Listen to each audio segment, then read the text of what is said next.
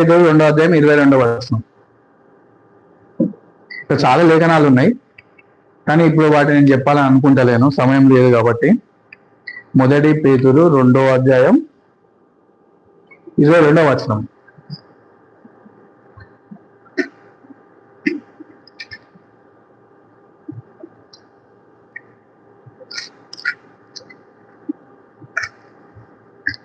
ఈ లేఖనాలన్నీ రాసుకోవాలి, అట్లయితేనే మీరు ఎవరు అడిగినా కూడా సమాధానం చెప్పగలుగుతారు. పేతురు రాసిన మొదటి పత్రిక 2:22.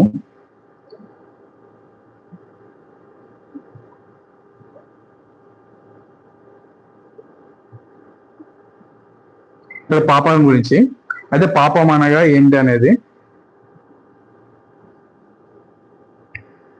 1 పేతురు 2:22. ఇక్కడ ఏమని రాయబడిందంటే, ఆయన పాపము చెయ్యలేదు, ఆయన నోటను ఏ కపటమును కనబడలేదు. అంటే ఆయన ఎవరు?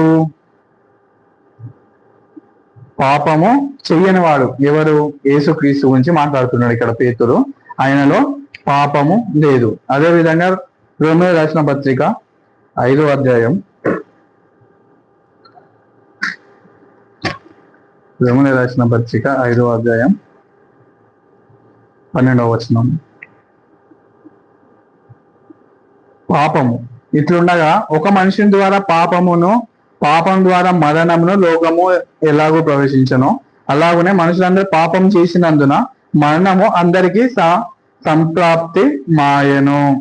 అంటే అందరికి కూడా మరణము వ్యాపించింది అంటున్నారు. ఇక్కడ పాపం అంటే, ఇది పాపం అనేది ఏ విధంగా జరిగింది? పాపం మొదటిగా ఇప్పుడు చెప్పాను కదా, ఆదాము సృజించాడని చెప్పి, ఆ ఆదాము మొదటిగా చేసింది పాపం. ఆయన గురించి చెప్తున్నాడు. ఆ పాపం అనగా ఏమిటి? మొదటిగా పాపం అనగా ఏం లేదు బ్రదర్, దేవి నోట నుండి వచ్చిన మాటను తిరస్కరించడం, దానికి ఆపోజిట్ గా చేయడమే పాపం అయి ఉన్నది. ఇప్పుడు మనం అబద్ధాలు ఆడడం కానీ, దొంగతనాలు చేయడం కానీ, ఇవన్నీ పాపం యొక్క గుణ లక్షణాలు. మొదటిగా పాపం ఏంటిదంటే, దేవి నోట నుండి వచ్చిన ప్రతి మాటను తిరస్కరించడము, వినకపోవడము, అవిశ్వసించడము, ఇది పాపమై ఉన్నది. దీని ద్వారా ఏమవుతుంది బ్రదర్ అంటే, పాపం యొక్క గుణ లక్షణాలు మనలో ఉండిపోతాయి అన్నమాట. ఇది పాపం యొక్క అర్థము. కాబట్టి అదే విధంగా 3వ అధ్యాయం, రోమీయులకు రాసిన పత్రిక 3వ అధ్యాయం, ఇదే 3వ వచనం. ఈ లేఖనాలన్నీ రాసుకున్నాను కాబట్టి ఒక్కొక్క లేఖనాలైనా చూద్దాం. ఇక్కడ పాపం గురించి మాట్లాడుతున్నారు. ఇక్కడ ఏమంటున్నారంటే, రోమీయులకు రాసిన పత్రిక 3వ అధ్యాయం 22వ వచనం చదువుదాం.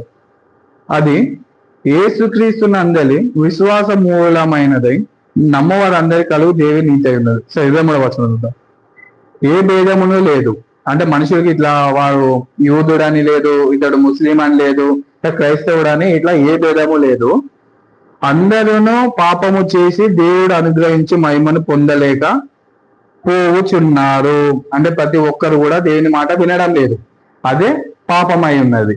ఆ పాపం గురించే ఇక్కడ పౌలు గారు చెప్తా ఉన్నారు. రోమీయులకు రాసిన పత్రిక 3వ అధ్యాయం 24వ వచనంలో, ఇక్కడ ఏ భేదము లేదు. నువ్వు హైందవుడు కావచ్చు, లేదా ముస్లిం కావచ్చు, నువ్వు క్రైస్తవుడి కావచ్చు, మీరు ఎవరైనా కావచ్చు, కానీ ప్రతి ఒక్కరు కూడా ఏమయ్యారంట?